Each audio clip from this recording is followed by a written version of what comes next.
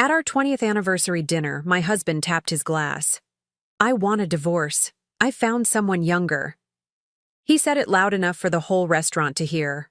I smiled and said, "Perfect timing." I removed my ring, pocketed it, and announced I'd be throwing a freedom gala next week.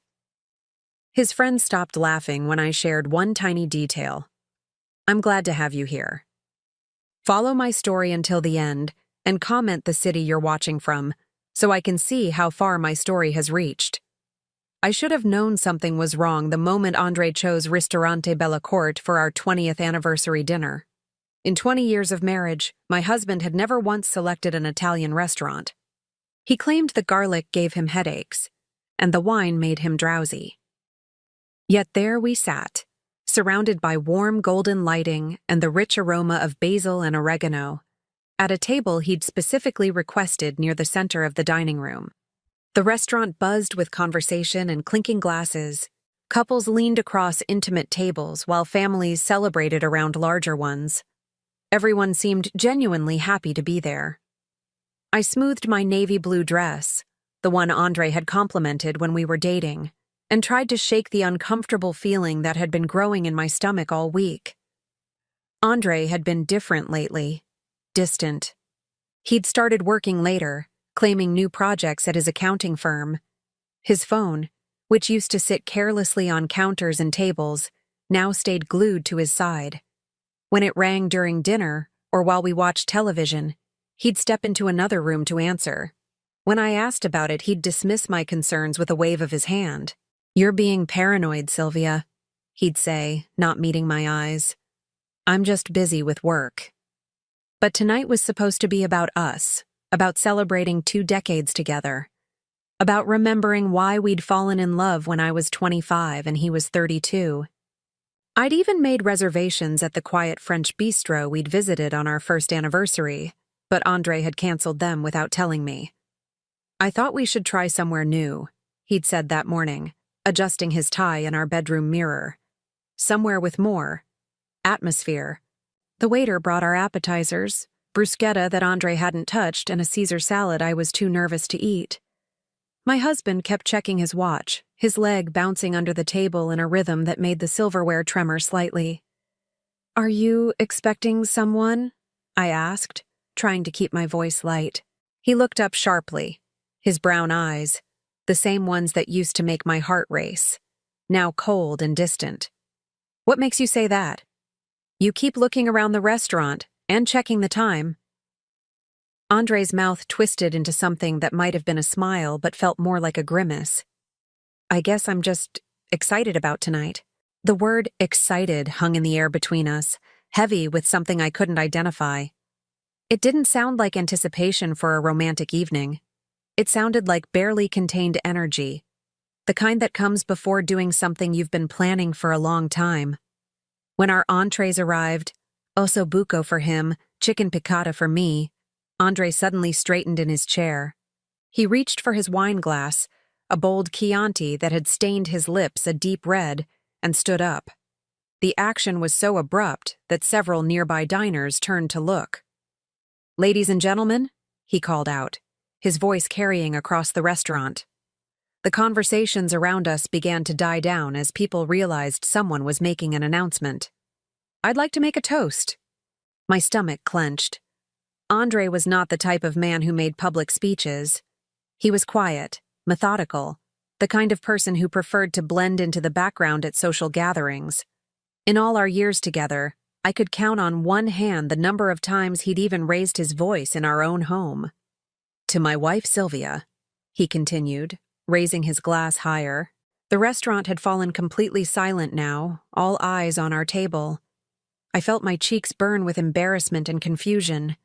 "We've been married for 20 wonderful years." The word wonderful dripped with sarcasm that made my skin crawl. Several people in the restaurant began to sense that something was wrong.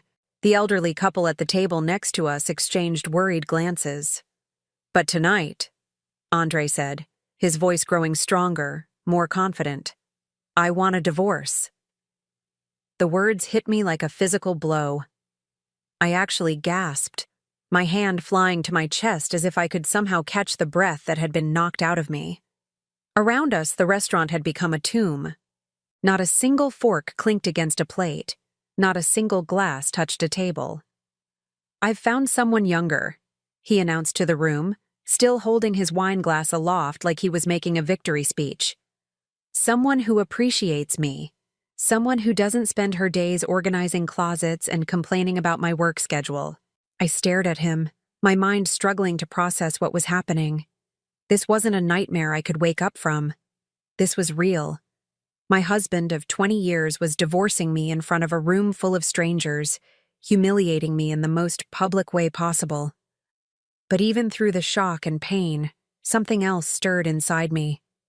Something that surprised me with its clarity and strength. Instead of breaking down, instead of crying or begging or making a scene, I felt an odd sense of calm settle over me. I reached for my own wine glass, my hand steady despite everything that was happening. Standing slowly, I met Andre's eyes across the table. For the first time in months, I saw him clearly, not as the man I'd loved and married, but as a stranger wearing his face. "Perfect timing," I said, my voice carrying just as clearly as his had. The restaurant remained dead silent, everyone waiting to see what would happen next. I reached for my left hand and slowly, deliberately, slid off my wedding ring. The simple gold band Andre had placed there 20 years ago with shaking hands and tear-filled eyes. The band that had never left my finger through arguments and illnesses, through good times and bad. I held it up so he could see it clearly, then dropped it into my wine glass where it landed with a soft clink. "I'll be throwing a Freedom Gala next week," I announced to the room, surprised by the strength in my own voice. "Consider this your invitation to celebrate my liberation from a marriage that's been dead for longer than I cared to admit." Andre's confident smirk faltered. This clearly wasn't the reaction he'd expected. He'd anticipated tears, pleading, maybe even anger. But not this calm acceptance, not this immediate shift into planning my own celebration. A few people in the restaurant began to murmur approvingly. Someone, I think it was a woman at the bar, actually started to clap. Andre's face began to flush red, but not with confidence anymore, with embarrassment. "You're making a scene, Sylvia," he hissed, finally sitting back down. I smiled, really smiled, for the first time in months. "No, Andre, you made the scene. I'm just finishing it." I gathered my purse, leaving my untouched chicken piccata and the ring floating in dark red wine. But before I left, I leaned down close to his ear, close enough that only he could hear what I said next. "You have no idea what you've just set in motion," I whispered, my voice barely audible but steady as granite. "And when you find out, you're going to wish you'd had this conversation privately." As I walked toward the restaurant exit, my heels clicking confidently against the tile floor, I heard Andre call after me. "What's that supposed to mean?" I didn't turn around. I didn't need to see his face to know that for the first time tonight, my husband looked genuinely worried. Because Andre didn't know about the papers hidden in my jewelry box. He didn't know about the phone calls I'd been making while he was at work. And he definitely didn't know about the one secret I'd been keeping that would change everything. But he would soon enough. The cool November air hit my face as I stepped outside, and for the first time in months, I felt like I could breathe again. 20 years of marriage was ending, but something else was just beginning. Something Andre never saw coming. Something that would make him understand that choosing to humiliate me in public was the biggest mistake he'd ever made. The drive home from Ristorante Bella Corte should have been devastating. I should have been crying, shaking, pulled over on the side of the road somewhere calling my sister or my mother or anyone who might offer comfort. Instead, I felt remarkably clear-headed as I navigated the familiar streets toward our house. The 2-story colonial we'd bought 15 years ago when Andre got promoted to senior accountant. Our house. I had to remind myself that it was still our house, at least for now. Andre's dramatic announcement didn't magically transfer ownership or dissolve 2 decades of shared assets. But as I pulled into the driveway and saw the warm light glowing from our kitchen window, I realized something that made my stomach tighten.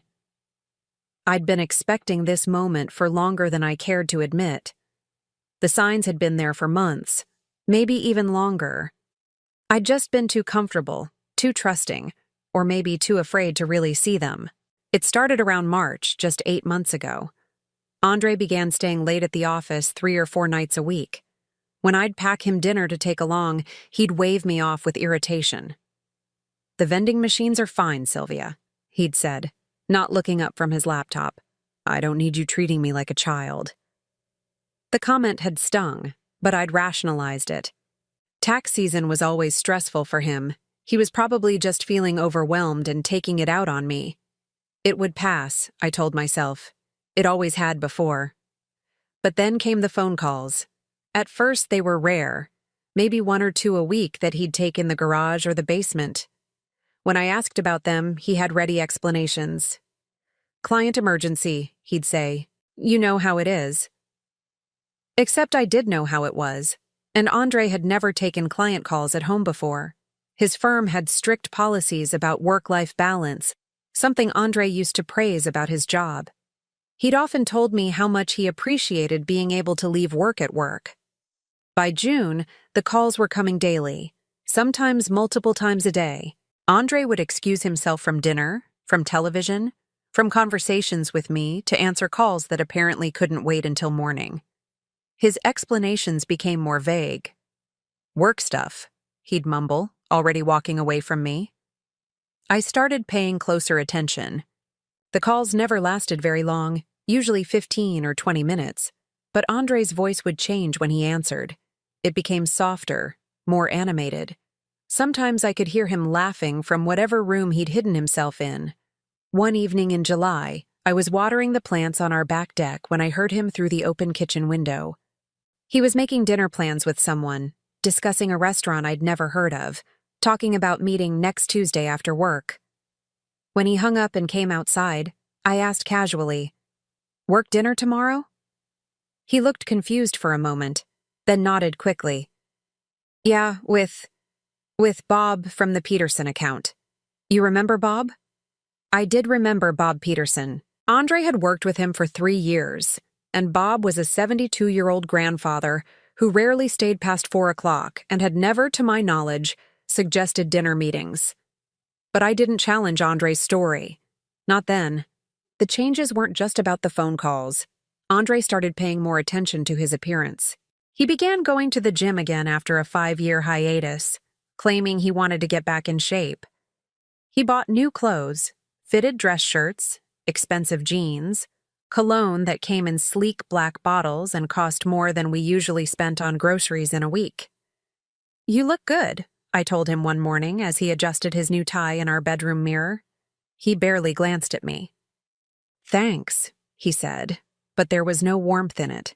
It was the kind of response you'd give a stranger who complimented your shirt in an elevator. Our physical relationship changed too, though so gradually I almost didn't notice at first. Andre had never been particularly affectionate, but he'd always been consistent. We'd held hands while watching television, kissed goodbye in the mornings, made love every week or two with comfortable familiarity. All of that stopped. Andre began staying up later, claiming he wasn't tired. He'd come to bed long after I'd fallen asleep and wake up before me, showering and dressing quietly in the bathroom so he wouldn't wake me. Except I was already awake. I was lying there listening to the water run, wondering when my husband had become a stranger. The worst part wasn't the distance, though. It was the way he looked at me when he thought I wasn't paying attention. I'd catch him studying me sometimes with an expression I couldn't quite identify. It wasn't hatred or anger. It was something colder. Calculation. Like he was measuring something, weighing options. In August, I found a receipt in his pants pocket while doing laundry. Dinner for 2 at Romano's, an upscale steakhouse downtown. $137 for 2 filet mignons, a bottle of wine, and dessert. The date was a Tuesday, the same Tuesday he'd supposedly had a work dinner with Bob Peterson. I stood in our laundry room holding that receipt, my hands shaking slightly. There could be explanations. I told myself. Maybe Bob had expensive taste. Maybe they'd been entertaining a client. Maybe Andre had just forgotten to mention that someone else had joined them. But I knew. In that moment, standing among piles of dirty clothes and the familiar smell of detergent, I knew my husband was having an affair. The smart thing would have been to confront him immediately, to demand an explanation, to insist on honesty, to fight for our marriage. Instead, I folded the receipt neatly and placed it in my jewelry box, underneath the small velvet pouch where I kept my grandmother's pearls. I told myself I needed more information before I could make any decisions. I told myself I had to be sure. But really, I think I was just afraid. Afraid of the conversation that would change everything. Afraid of hearing truths I wasn't ready to face. Afraid that 20 years of my life had been wasted on a man who no longer wanted me. Over the following weeks, I began paying closer attention without appearing to. I noticed that Andre had stopped talking about his day at dinner. He used to complain about difficult clients or share funny stories about his coworkers. Now he just ate in silence, checking his phone periodically and offering one-word answers to my questions. I noticed that he'd started doing his own laundry, claiming he wanted to be more helpful around the house. Except he'd never shown interest in household chores before, and the clothes he washed separately were always the nice ones, the new shirts and expensive jeans. I noticed that he'd changed his computer password. Our shared laptop, the one we'd both used for years to check email and pay bills, suddenly required a login I didn't know. When I asked about it, Andre claimed there had been a security breach at work and he'd been advised to change all his passwords. "Better safe than sorry," he'd said, not meeting my eyes. September brought new developments. Andre announced that he'd be working some Saturday mornings to help the firm catch up on a backlog of annual reviews. He'd leave the house by 8:30 and return around 2 o'clock, claiming to have spent the morning buried in spreadsheets and tax documents. One Saturday, I drove by his office building. The parking lot was nearly empty except for a security guard's car and a maintenance van. Andre's blue Honda was nowhere to be seen.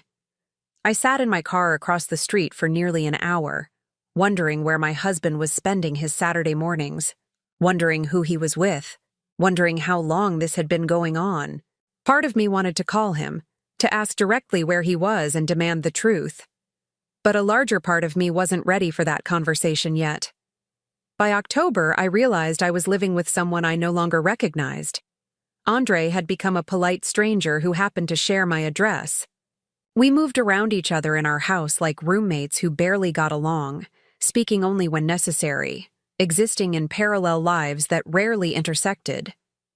I started making plans without him.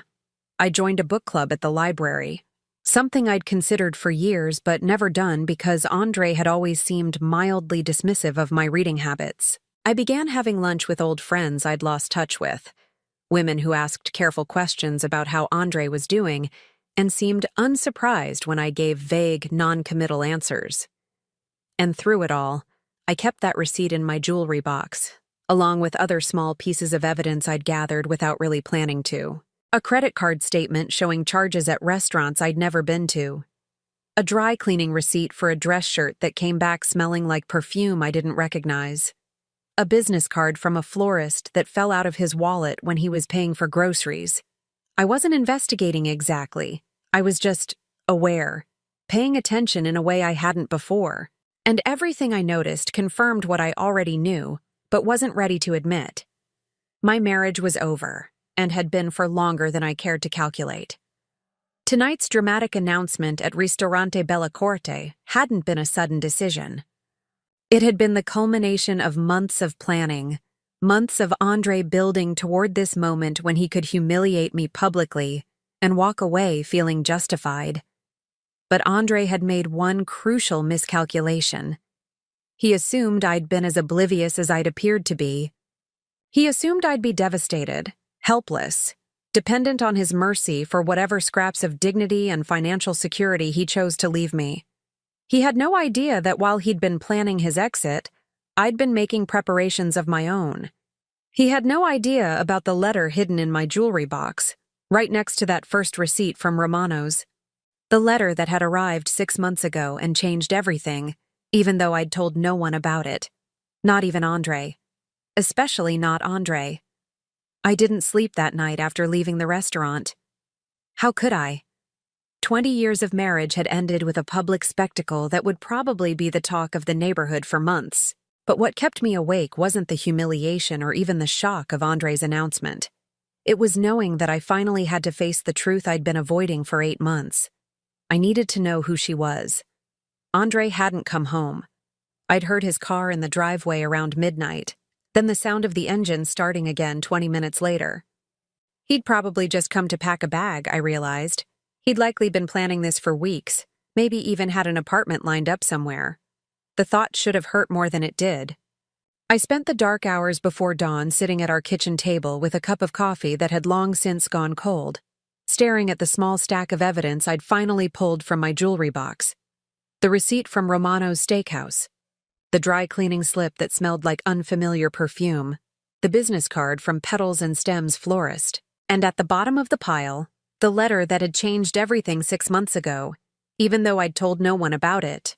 But first, I needed answers about Andre's mystery woman, the woman he'd chosen over 20 years of marriage. The woman worth humiliating me in front of a restaurant full of strangers. By 7 o'clock that morning, I'd made my decision. I got dressed carefully, not in my usual comfortable clothes, but in the black pantsuit I wore to important occasions. If I was going to confront my husband's lies, I was going to do it looking like the strong woman I'd forgotten I could be. Andre's office was in a glass building downtown, the kind of modern structure that reflected the morning sun and made everything around it look pale by comparison. I'd been there countless times over the years. Christmas parties, company picnics, the occasional lunch when I happened to be in the area. I knew the layout, knew which elevator bank led to the accounting firm on the 14th floor. I also knew Andre's schedule. He always arrived by 8:15 and spent the first 30 minutes of his day reviewing client files with his morning coffee. He was a creature of habit, something that had once comforted me and now worked to my advantage. I waited in the parking garage until I saw his blue Honda pull into his assigned space. I watched him gather his briefcase and coffee mug, the one I'd given him 2 Christmases ago with "World's Best Husband" printed on the side. The irony wasn't lost on me. I gave him 15 minutes to get settled, then took the elevator to the 14th floor. The receptionist, a young woman named Jessica who'd always been friendly to me at company events, looked surprised to see me. "Mrs. Patterson, how nice to see you. Are you here to surprise Andre?" The name hit me like a physical blow, but I managed to keep my expression neutral. Actually, I was hoping to speak with him about something important. "Is he free?" "Let me check." Jessica picked up her phone, but I held up a hand. "Don't call ahead," I said quickly. "I want it to be a surprise." She smiled and nodded toward the hallway. "He's in his usual office. You know the way." I did know the way. I'd walked this path dozens of times before, usually bringing Andre lunch or stopping by after shopping trips downtown. But this time felt different. Each step felt heavier, more final. Andre's office door was partially open, and I could hear him talking quietly on the phone. I paused just outside, not intending to eavesdrop, but unable to help myself. "I know it was hard to watch," he was saying, his voice softer than I'd heard it in months. "But it's over now. She knows, and we don't have to hide anymore." My heart began to pound so hard I was sure it was audible in the hallway. "I love you too," Andre continued. "I should have done this years ago. We both know that." There was a pause, then he laughed. The same warm, genuine laugh I remembered from our early dating days, but hadn't heard directed at me in longer than I could remember. "Of course I'm sure," he said. "Sylvia and I. We've been over for a long time. Last night just made it official. You're the one I want to be with. You're the one I should have chosen from the beginning." I stood frozen in the hallway, listening to my husband declare his love for another woman less than 12 hours after publicly divorcing me. The pain was sharp and immediate, but underneath it was something else. Relief, maybe. Or validation that my instincts had been right all along. "I have to go," Andre said. "I have a meeting in 10 minutes, but I'll call you later, okay? Maybe we can celebrate properly tonight." I heard the phone click, then the sound of his chair creaking as he leaned back. This was my moment. I could walk away, pretend I'd never heard any of it, and handle the divorce through lawyers like civilized people. Or I could push open that door and demand answers. I pushed open the door. Andre looked up from his desk, his expression shifting from relaxed contentment to shock to something that might have been fear. "Sylvia," he said, half rising from his chair. "What are you doing here?" "I came to talk to my husband," I said, stepping into his office and closing the door behind me. Though I'm starting to wonder if I even know who that is anymore. Andre sat back down slowly, his face flushing red. "If this is about last night..." "It's about a lot of things," I interrupted, "including the phone call you just finished. The one where you told someone you loved them. The one where you said you should have chosen them from the beginning." He opened his mouth to speak, then closed it again. For a moment, we just stared at each other across his desk. The same desk where he'd worked late so many nights, claiming to be buried in client files and tax returns. "How long?" I asked quietly. "Sylvia, I don't think..." "How long, Andre?" He sighed, running a hand through his hair. 2 years, he said finally. Maybe a little longer. 2 years. 2 years of lying, of pretending, of making me feel like I was imagining the distance between us. 2 years of letting me believe that our marriage problems were my fault, that I wasn't trying hard enough, that I wasn't interesting enough to hold his attention. "Who is she?" I asked. Andre hesitated, his eyes darting away from mine. "Does it matter?" "It matters to me." Another long pause. Then, so quietly, I almost didn't hear him. "Miranda." The name hit me like a punch to the stomach. Miranda. My best friend Miranda. The woman who'd been my maid of honor. The woman who'd held my hand through my father's funeral 3 years ago. The woman I'd called crying when I suspected Andre was having an affair, never imagining. "Miranda Walsh," I whispered. And Andre's flinch confirmed what I already knew. I sank into the chair across from his desk, my legs suddenly too weak to support me. Miranda. Sweet, single Miranda who'd never been married, who'd always claimed she envied what Andre and I had together. Miranda who'd been coming to our house for dinner every few weeks, who'd helped me plan Andre's surprise 40th birthday party last year, who'd listened sympathetically when I'd confided my fears that my marriage was falling apart. "She was supposed to be my friend," I said, more to myself than to him. "She is your friend," Andre said defensively. "She never wanted this to happen. Neither of us did. It just did." I looked up at him, this man I'd shared a bed with for 20 years, and realized I didn't recognize him at all. It just happened? For 2 years? You both just accidentally fell into each other's beds every Tuesday when you were supposedly having work dinners? Andre had the grace to look ashamed, at least. "It started innocently," he said. "She was going through a rough patch with her job, and I was. We were having problems, you and I. We were just friends talking. And then you decided to have an affair instead of talking to your wife about our problems. You wouldn't have listened," he said, his voice rising slightly. "You never listen, Sylvia. You're so focused on your routines, your book clubs, your perfect little organized life that you never noticed I was drowning." The accusation stung, partly because there might have been some truth to it. I had been comfortable in our routine, maybe too comfortable. But that didn't excuse what he'd done. "So you talked to Miranda instead," I said. "At first, yes, just as friends. But she understood me in a way that you haven't for a long time." I stood up slowly, my purse clutched tightly in my hands. "Where? What? Where do you meet her? Because I know it's not at work dinners with Bob Peterson." Andre looked down at his desk. She has an apartment downtown, near the River District. Of course she did. Miranda had moved 6 months ago, claiming she wanted to be closer to her job. She'd invited me over several times to see her new place, but something had always come up. Work or appointments or Andre needing me for something. Now I realized those weren't coincidences. She'd never wanted me to see her apartment because Andre was probably there half the time. "The flowers," I said, remembering the florist's business card. "You buy her flowers."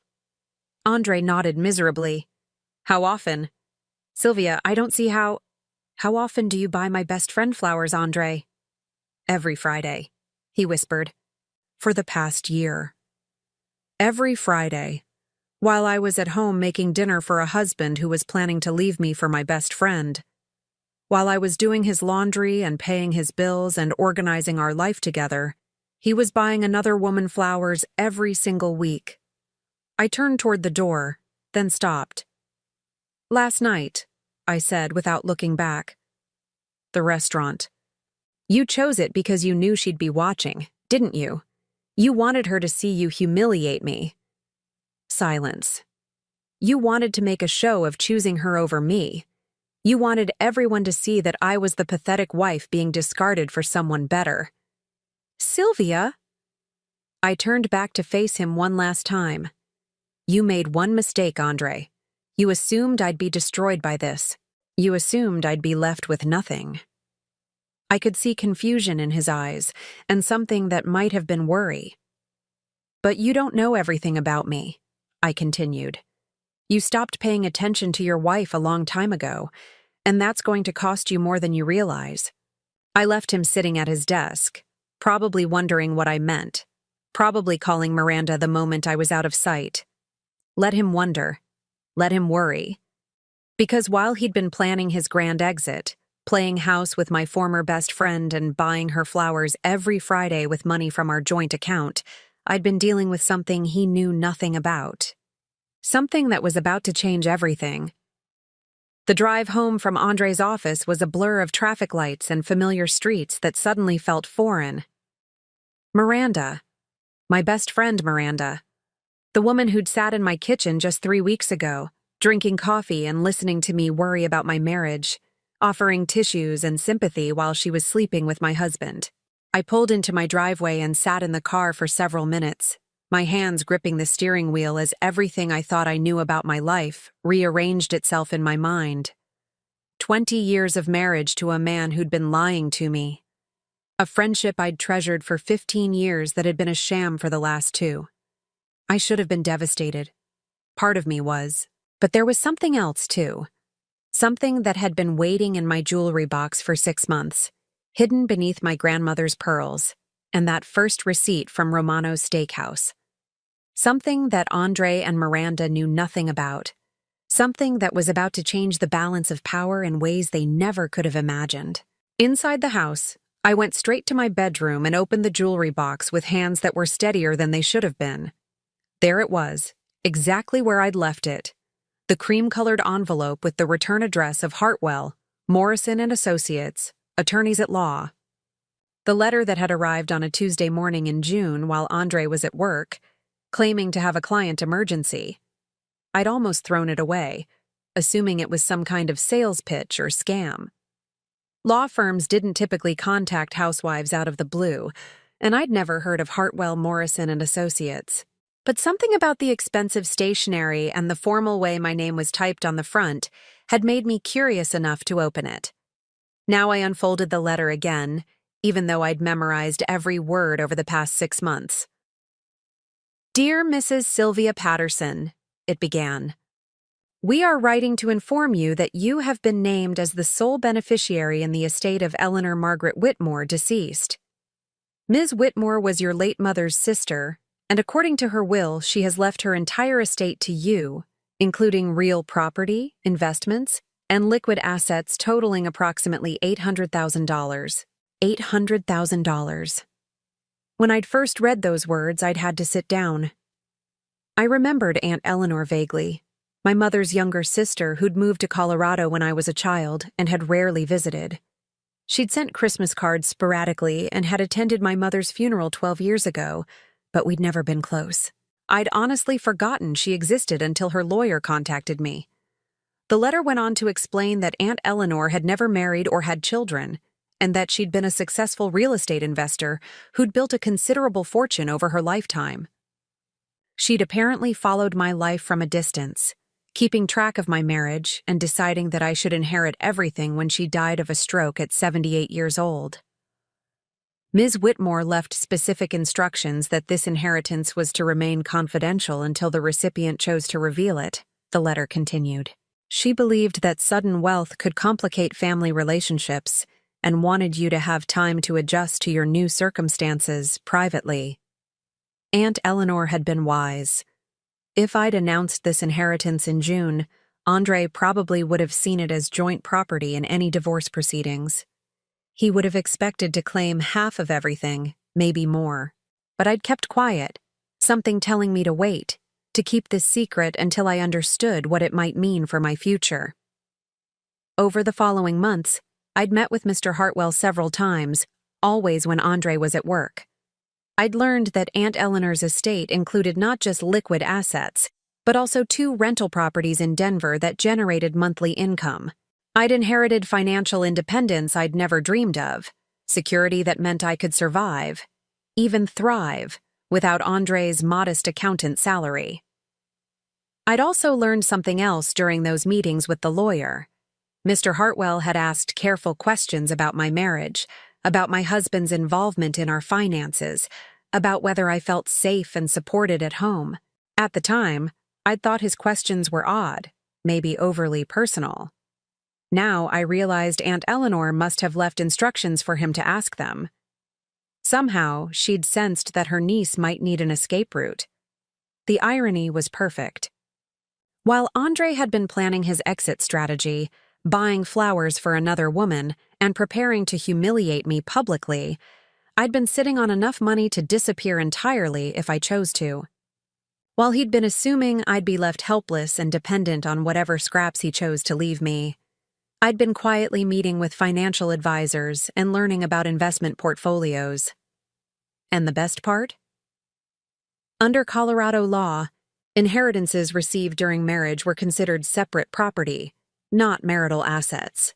Even if Andre tried to claim half of everything in the divorce, he had no legal right to Aunt Eleanor's money. It was mine, completely and entirely.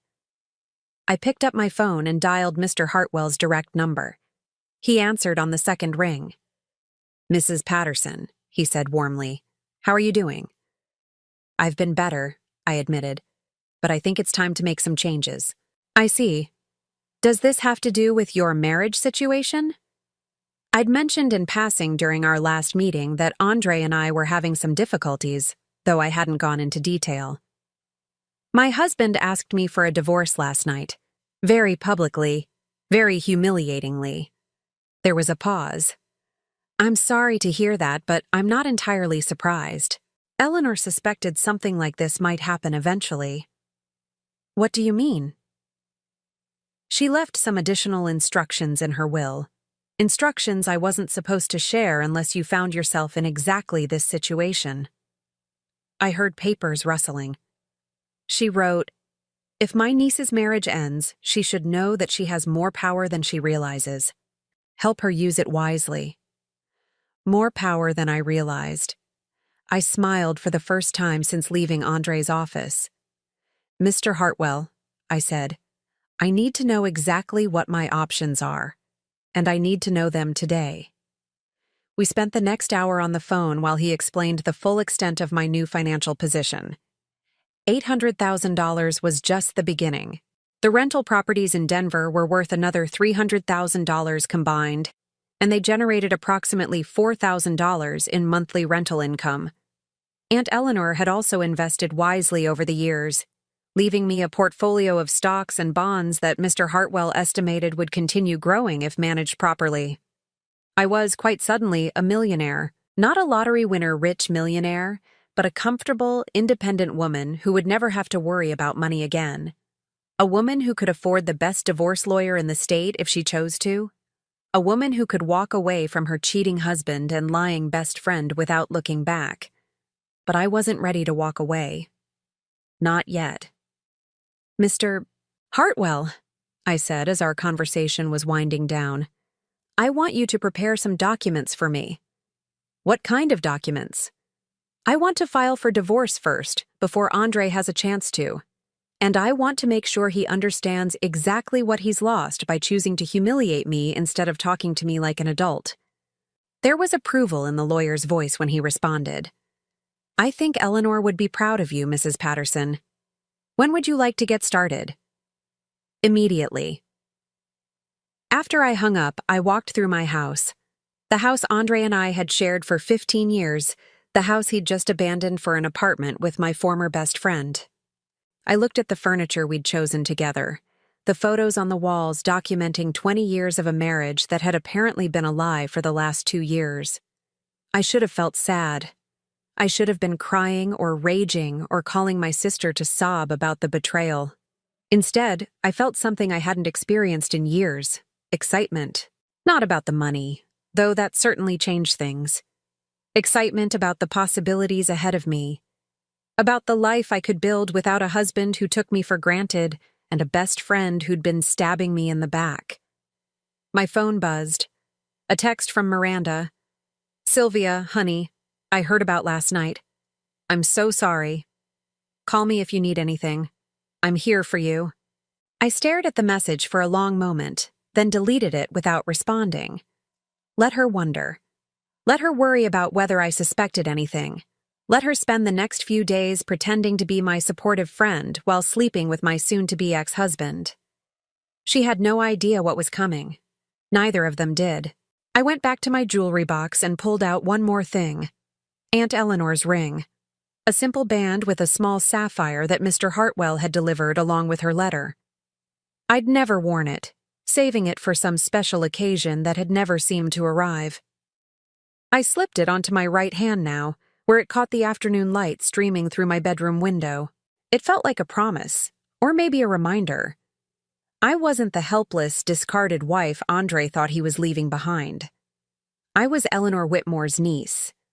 I was a woman with resources and options, and for the first time in years, a clear sense of what I wanted to do with my life. And what I wanted to do was make sure Andre and Miranda understood exactly what they'd thrown away when they chose to humiliate me instead of being honest with me. The game was about to change, and this time, I held all the cards. I had exactly 4 days to put my plan into motion before Andre would start wondering why I hadn't fallen apart. 4 days before he and Miranda would expect me to come crawling back, begging for scraps of their mercy and whatever financial support they felt generous enough to provide. They had no idea what was coming. Mr. Hartwell worked quickly. By Thursday afternoon, I had divorce papers filed and ready to be served. By Friday morning, I'd opened new bank accounts and transferred the inheritance funds into accounts that had only my name on them. Andre had always handled our joint finances, assuming I was too scattered or disinterested to pay attention to money matters. That assumption was about to cost him dearly. I spent Friday afternoon at Petals and Stems, the florist whose business card I'd found in Andre's wallet.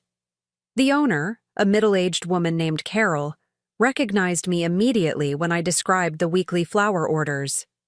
"Oh yes," she said with a sympathetic smile. "Your husband's been ordering arrangements for his friend every Friday for about a year now. Always roses. Always expensive ones. Usually runs him about $75 to $80 each time. $75 to $80 every week for a year meant Andre had spent nearly $4,000 of our joint money buying flowers for my best friend. $4,000 while he'd been telling me we needed to cut back on our grocery budget. "I'd like to place an order," I told Carol, "for delivery today." "Of course. What would you like to send?" I smiled. "A dozen black roses, with a very specific note." Carol raised an eyebrow but wrote down my instructions without comment. I paid with my new credit card, the one connected to my inheritance account, and gave her Miranda's address, the address Andre had finally admitted to when I'd cornered him in his office. The note I'd written was simple. "For someone who collects other people's husbands, Enjoy your prize. S. By 6 o'clock that evening, my phone was buzzing constantly. First Andre, then Miranda, then Andre again. I let every call go to voicemail, finally turning the phone off entirely. Let them panic. Let them wonder what I knew and what I planned to do about it. I spent Friday night in my house, I reminded myself, since Andre had abandoned it, packing up anything that belonged to him. His clothes, his books, his collection of vintage beer steins that I'd always hated. Everything went into boxes that I stacked neatly by the front door. When he came back for his things, he'd find them waiting like a hotel checkout. Saturday morning brought unexpected visitors. I was having coffee in my kitchen when I heard a car in the driveway, then aggressive knocking on my front door. Through the peephole, I could see Miranda standing on my porch, her usually perfect blonde hair disheveled, her face red and angry. Behind her, looking uncomfortable and slightly ashamed, was Andre. I almost didn't answer. Part of me wanted to let them stand out there knocking, to make them understand that they no longer had any claim on my time or attention. But another part of me was curious. I wanted to see how they'd try to spin this situation, how they'd attempt to make themselves the victims. I opened the door slowly, keeping the chain lock in place. "Sylvia," Miranda said immediately, her voice higher than usual. "We need to talk." "Do we?" I asked calmly. "Because I think everything's been said already. Andre made his feelings quite clear Wednesday night, and you've made your position obvious for the past 2 years." Miranda flinched. Andre stepped forward, his jaw tight with frustration. "You sent her threatening flowers," he said accusingly. "That's harassment, Sylvia. That's not like you." I almost laughed. "You're right, Andre. It's not like me. The old me would have hidden in this house, crying and blaming myself for not being good enough to keep my husband faithful. But the old me didn't know her husband was spending our money on flowers for her best friend every week for a year." Both of them had the grace to look ashamed, at least momentarily. "Let us in," Miranda said, trying to push against the door. "We're not having this conversation on your front porch where the neighbors can hear." "Why not?" "You didn't seem concerned about public scenes when Andre announced our divorce in front of 50 strangers at Ristorante Bellacourt." "That was different," Andre said weakly. "How?" He didn't have an answer for that. I studied both of them through the narrow gap in the doorway. They looked like people who'd been caught in a lie and were scrambling to find a way to make themselves look better.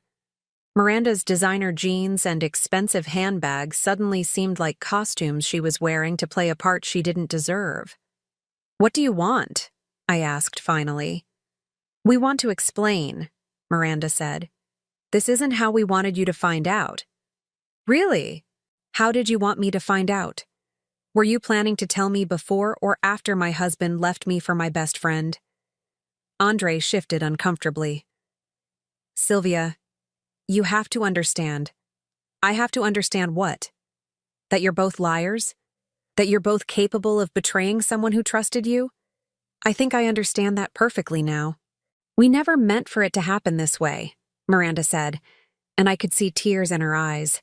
Real tears, which somehow made me angrier than if she'd been faking them. "How did you mean for it to happen, Miranda? Did you have a plan for this? A timeline?" She opened her mouth, then closed it again. Andre put a protective hand on her shoulder, and something about the gesture, the casual intimacy of it, the way he touched her like she belonged to him, made my chest tight with rage. "You know what?" I said, starting to close the door.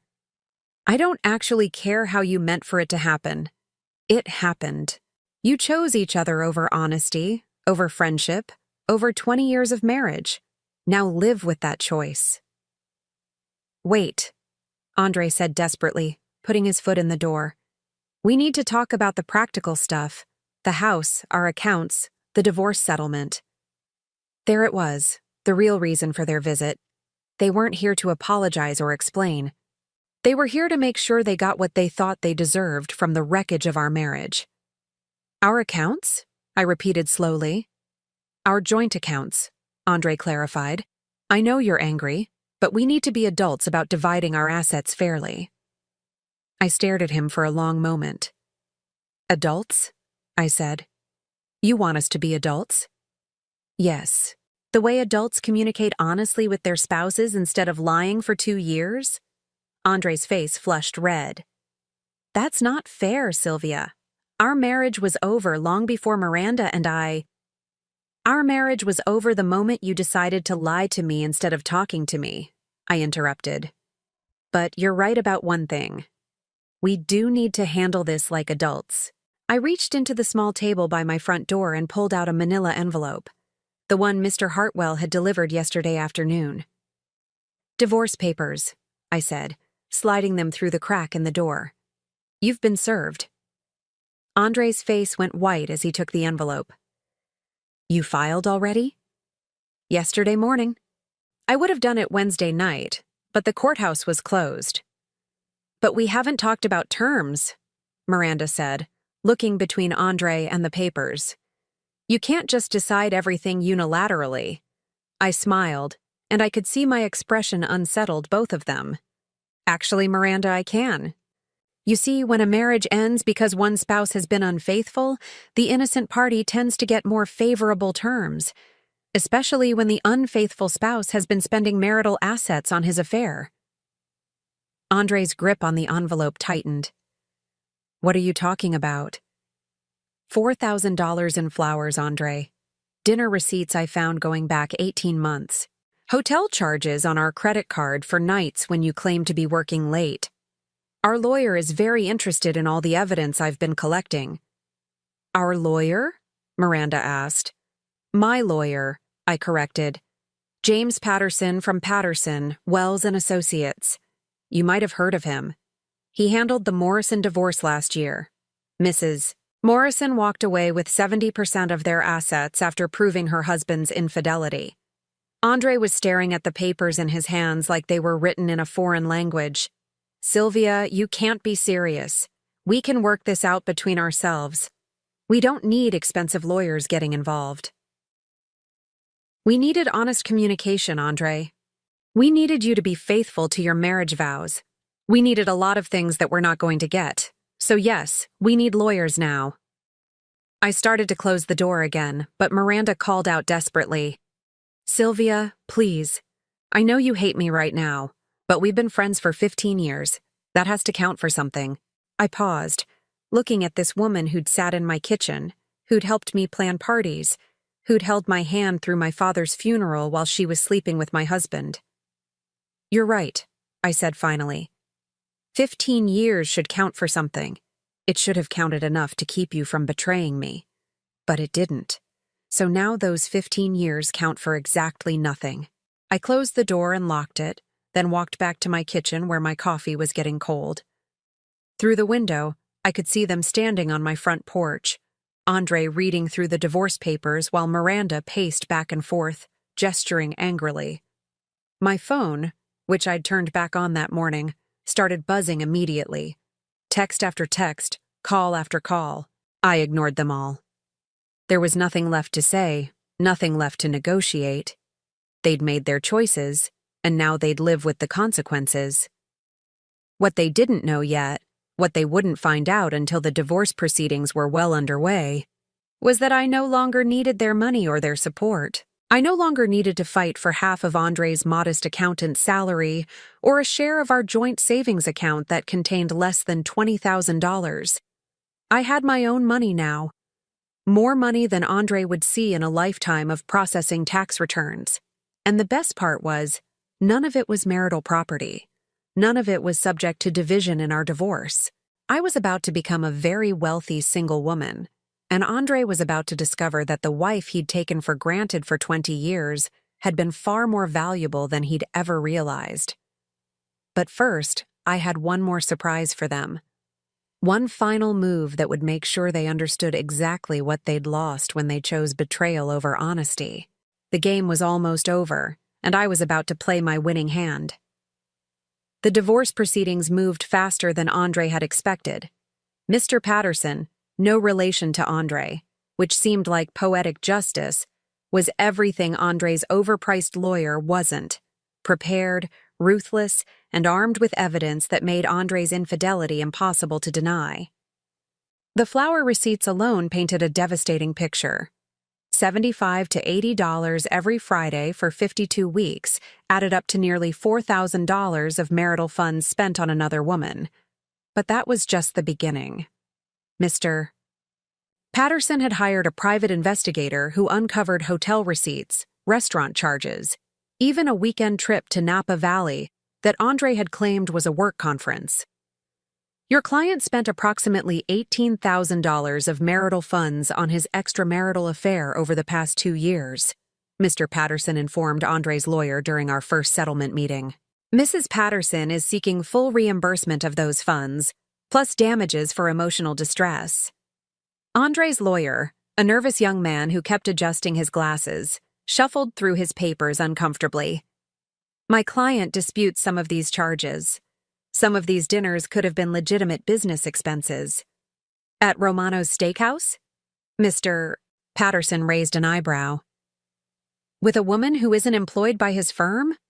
On nights when his wife believed he was working late at the office? The room fell silent except for the sound of Andre shifting in his seat. Across the conference table, he looked smaller than I'd ever seen him.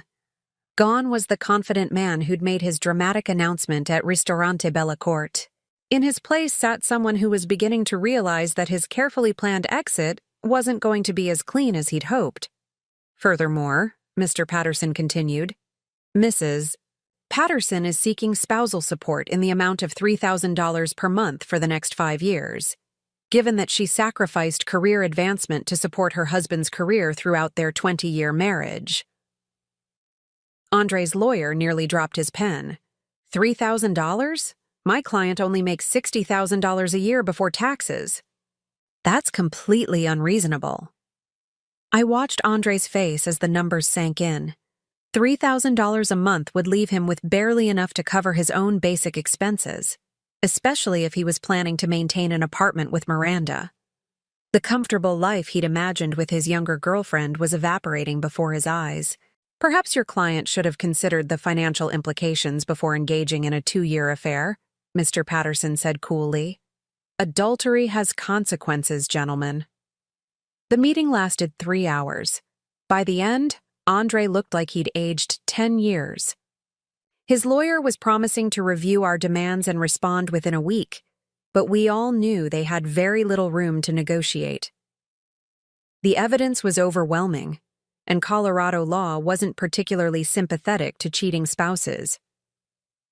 As we gathered our papers to leave, Andre caught my eye across the table.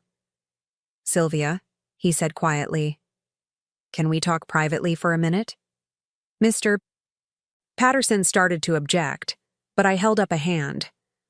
5 minutes, I said. That's all.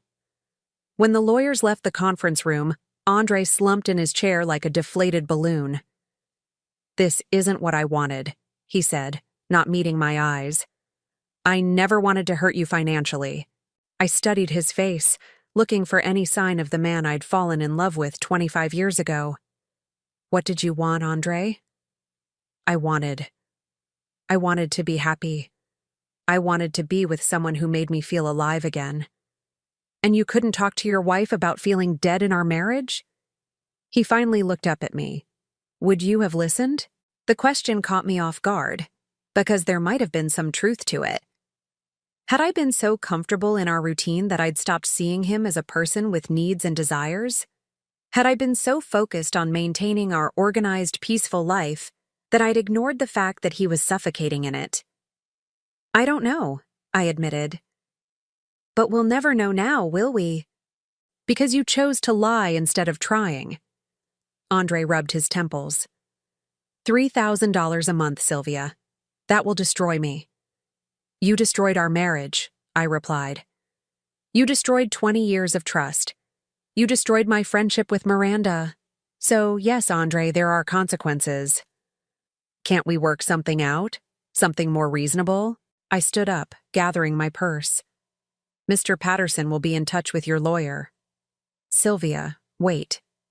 Andre stood too, desperation creeping into his voice. "I know you hate me right now, but you can't want to see me homeless. You can't want to destroy my entire life over this." I paused at the door, my hand on the handle. Part of me, a small part, felt sorry for him. This man who'd been my husband for 20 years, who'd held my hand through my mother's funeral, who'd once brought me soup when I had the flu and stayed home from work to take care of me. But that part of me was much smaller now than the part that remembered his smirk at Ristorante Bella Corte. The part that remembered him buying flowers for another woman every Friday while I made dinner for a marriage that was already over. The part that remembered Miranda's tears on my front porch, tears not of genuine remorse, but of frustration at being caught. "You're not homeless, Andre," I said finally. "You have Miranda. You chose her over me, remember? Now you get to live with that choice." The divorce was finalized 6 weeks later. Andre agreed to all our terms rather than face a lengthy court battle he couldn't afford. I received the house, 3/4 of our joint assets, and yes, $3,000 a month in spousal support for 5 years. What Andre never found out, what the lawyers never needed to know, was that I didn't need his money. Every month when that spousal support payment arrived, I donated it to the local women's shelter. The money he was struggling to send me went to help women who actually needed it, women who were escaping marriages far worse than mine had been. The irony was perfect. Andre was working overtime and living in a cramped studio apartment to send money to women he'd never meet, women whose lives were being rebuilt with his forced generosity. Miranda, I learned through mutual acquaintances, was struggling with the reality of her prize. Dating a married man who bought you flowers and took you to expensive dinners was apparently very different from living with a divorced man who could barely afford rent. She'd moved out of her downtown apartment, the one Andre could no longer help her afford, and was living with a roommate for the first time since college. I learned all this from Sarah, a woman from my book club who ran into Miranda at the grocery store. Sarah, who'd always been more of an acquaintance than a close friend, had become one of my strongest supporters since the divorce. "She asked about you," Sarah told me over coffee at our favorite cafe. "She wanted to know how you were doing, if you were dating anyone, if you seemed happy." "What did you tell her?" Sarah smiled wickedly. "I told her you looked absolutely radiant. Which you do, by the way. I've never seen you happier." And it was true. 6 months after my divorce was finalized, I felt better than I had in years. I'd started traveling, something Andre had always claimed we couldn't afford. I'd taken a photography class and discovered I had an eye for landscapes. I'd joined a hiking group and was in better shape at 65 than I'd been at 40. I'd also quietly started dating. Nothing serious, just coffee dates and dinner with interesting men I'd met through my various new activities. Men who didn't know about my inheritance, who liked me for my conversation and my sense of humor rather than what I could provide for them.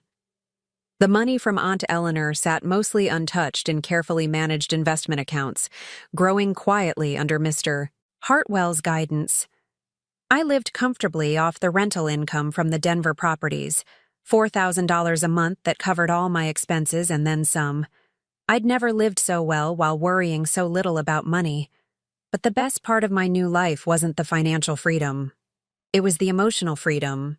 I woke up every morning in a house that was entirely mine, surrounded by things I'd chosen because I liked them, not because they fit some compromise with a husband's preferences. I made plans that didn't require checking with anyone else. I ate what I wanted for dinner, watched what I wanted on television, went to bed when I was tired instead of when someone else's schedule dictated. I was alone, but I wasn't lonely. For the first time in decades, I was myself. A year after the divorce, I ran into Andre at the grocery store.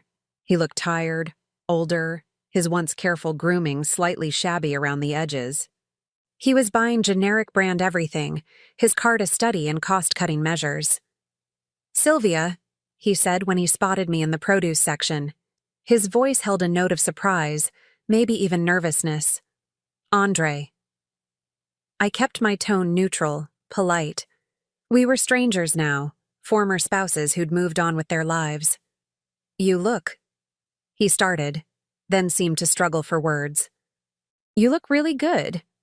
I was wearing a new dress I'd bought for a photography exhibition opening. My hair cut in a style that was shorter and more flattering than I'd worn during our marriage. I felt confident, attractive, alive. "Thank you," I said simply. An awkward silence stretched between us while other shoppers moved around us. Finally, Andre cleared his throat. "How are you managing?" he asked. "I mean, financially. I know the spousal support isn't much, and with the economy." I almost laughed. He still thought I was struggling, still imagined me counting pennies and worrying about bills.